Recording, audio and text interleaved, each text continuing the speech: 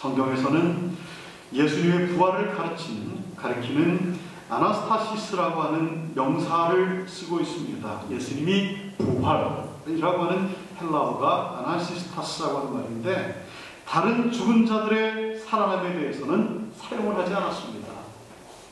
그러나 예수님의 부활하심에 대해서만 이 단어를 사용을 했습니다. 그것은 영원히 죽지 않고 영원히 살아계신다라고 하는 말씀인 것입니다.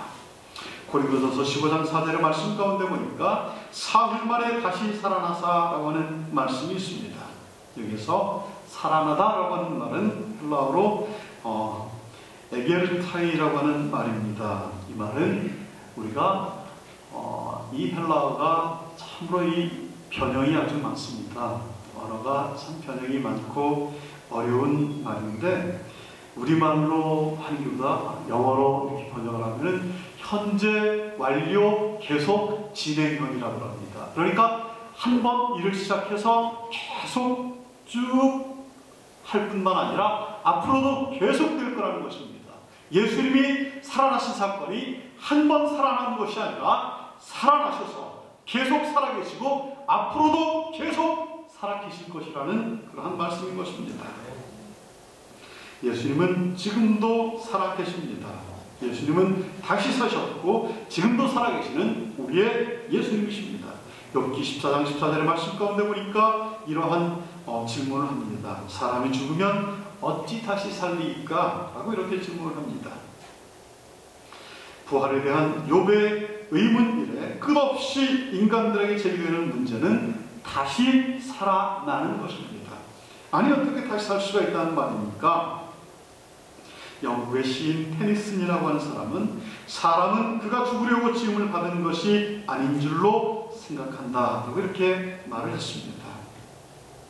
사람들은 죽음을 거부하고 죽지 않을 것이라고 생각하는 본성적 의식이 있다는 것입니다.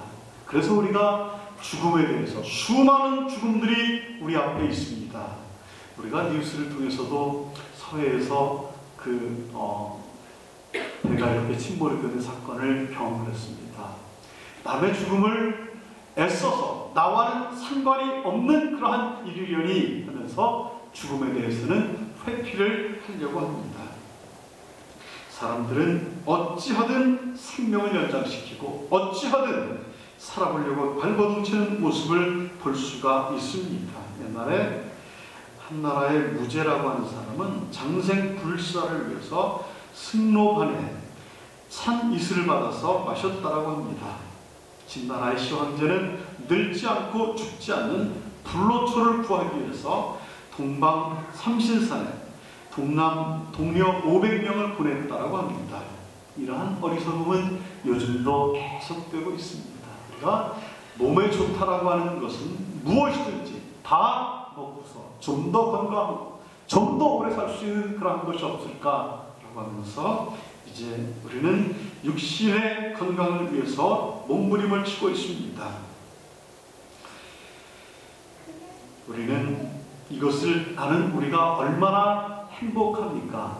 우리의 죽음이 사람들이 추구하는 그러한 죽음이 아니라 예수님과 함께 우리도 십자가에 못 박혀 죽임을 당하고 예수님이 부활하실 때, 예수님이 부활의 첫 열매가 되신 것처럼 나중 열매가 되신다 약속하신 고린도전서의 말씀처럼 우리도 부활의 소망을 갖고 이 세상을 살아간다라고 하는 것이 얼마나 우리에게 힘이 되는지 알 수가 없습니다.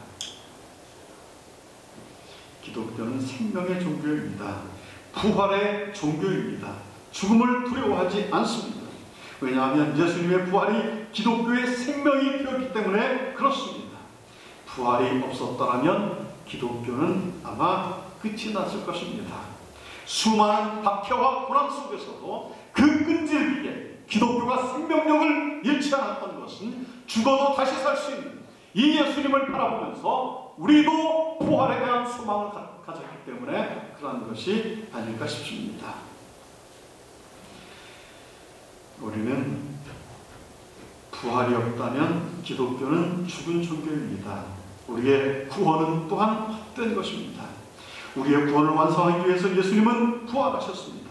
만일 예수님께서 다시 살아나지 않으셨다면 너희의 믿음도 헛되고 너희가 여전히 죄 가운데 있을 것이요 또한 그리스도 안에서 잠자는 자도 많다였느니라. 사도 바울은 이렇게 고백을 했습니다. 부활이 없이는 우리 믿는 자들의 삶이 참으로 미련한 그러한 삶이라고 사도 바울은 말을 했습니다. 부활이 없다면 우리의 믿음 자체가 있을 수가 없습니다. 중세 가톨릭 신학자인 레오나르도 보프라고 하는 사람이 있습니다. 그는 이러한 글을 남겼습니다. 인간은 죽기 위해서 태어나지 않는다. 인간은 부활하기 위해서 죽는다라고 하는 유명한 말을 남겼습니다. 여러분, 우리가 수많은 사람의 죽음을 목격을 합니다. 그런데 그 죽음 뒤에 소망이 있는 죽음과 죽음으로 끝이 나는 죽음이 있습니다. 여러분은 어떠한 죽음을 선택하시겠습니까? 부활에 대한 확신이 있을 때 우리는 참 기쁨과 희망이 있습니다. 부활이 없다면 목사들은 아마 정신병자가 되고 말았을 거예요. 제가 부교육자로 신고할 때 한 달에 20일 이상을 장례식장을 계속 다닌 적이 있어요. 하루에 줄초 선전한 적도 있었고. 그런데 우리 딸아이가 조그만 녀석이 아빠 저기 장례식장에서 50% 디스카운트 해준대. 이렇게 편말이 써 있어요. 얼마나 장례식장을 뻔질나게 다니면 그랬을까요? 아마 목사가 성도들의 마지막 가는 길을 보면서 부활이 없다라는 그러한 것을 목회자가 생각을 하고 있다면 목사는 정신병자가 되고 말 것입니다. 보프의 고백처럼 인간은 죽기 위해서 태어나는 것이 아니라 부활하기 위해서 죽는다라고 하는 것입니다. 부활에 대한 확신이 있을 때 참 기쁨과 참 소망이 있습니다. 예수님의 부활은 우리의 부활의 근거이고 소망이고 첫 열매가 되신 것입니다. 이것이 우리에게는 무한한 기쁨을 주십니다. 제자들은 부활의 소식을 듣고 기뻐했습니다. 믿을 수가 없는 일이 일어났습니다. 두려워 숨어있던 그들이 다시 일어나게 되었습니다. 우리에게 부활의 소식이 기쁜 이유가 무엇입니까? 그것은 첫 번째, 부활은 사망 후에 다시 살아나셨기 때문에 기쁜 일입니다. 복음은 유앙겔리온이라고 하는 그러한 뜻으로 기쁜 소식이다라고 하는 그러한 의미를 담고 있습니다. 예수님이 탄생하신 것도 기쁜 소식입니다. 예수님이 부활하신 것도 또한 기쁜 소식입니다. 예수님이 다시 오신다라고 하는 그러한 약속을 이루시기 위해서 다시 오실 때까지 보혜사 성령을 보내주시면서 어려움 가운데서 어떠한 환난과 핍박 속에서도 견딜 수 있는 보혜사를 보내주신 것도 또한 기쁜 소식인 것입니다.